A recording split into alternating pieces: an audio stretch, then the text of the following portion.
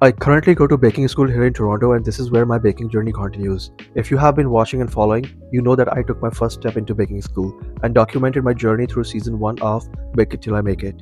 Over 13 episodes of season 1, I learned the fundamentals of baking. I explored different recipes, from pastries and cakes to simple breads. I learned how ingredients work together, the importance of measuring correctly, temperature control, timing, and how even small mistakes can change the final result.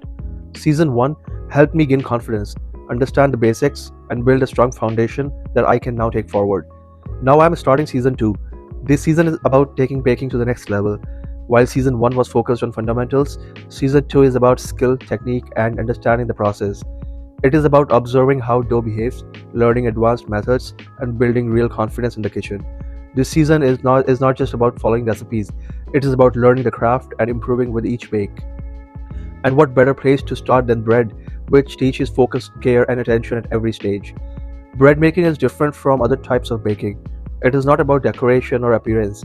Bread relies on each step being done correctly, from mixing and resting to shaping, proofing, and baking. Each stage has a direct effect on the final loaf, making it a great teacher for technique and consistency.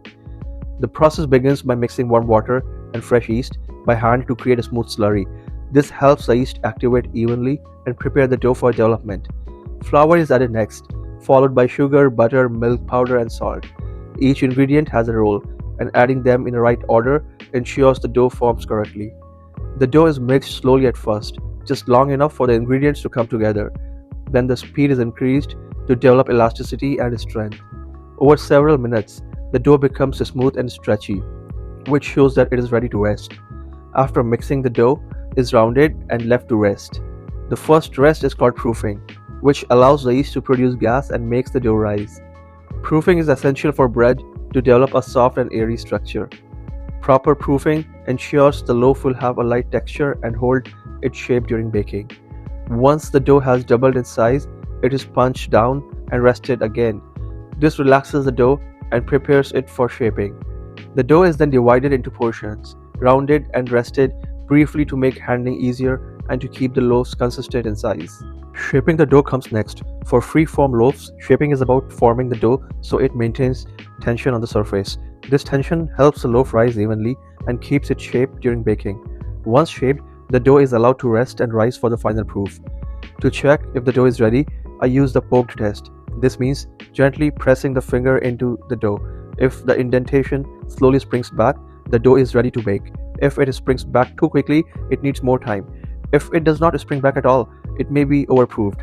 The poke test is a simple way to know when free-form bread is ready without relying solely on the time. Once proofed, the loaves go into the preheated oven. Baking transforms the dough into a finished loaf. The bread is done when it sounds hollow when tapped on the bottom, which confirms that the interior is fully baked and ready to cool. Season 1 taught me how baking works. Season 2 is teaching me how to control the process, understand the dough, and build a real skill. Bread is a patient teacher, showing results for every step, from mixing to resting, shaping, proofing, and baking. Free-form loaves, in particular, highlight how shaping and tension affect the rise and final structure. This is Season 2, Episode 1 of Bake It Till I Make It. I'm learning bread one step at a time, improving with every loaf and building skills that will stay with me long after the oven is turned off.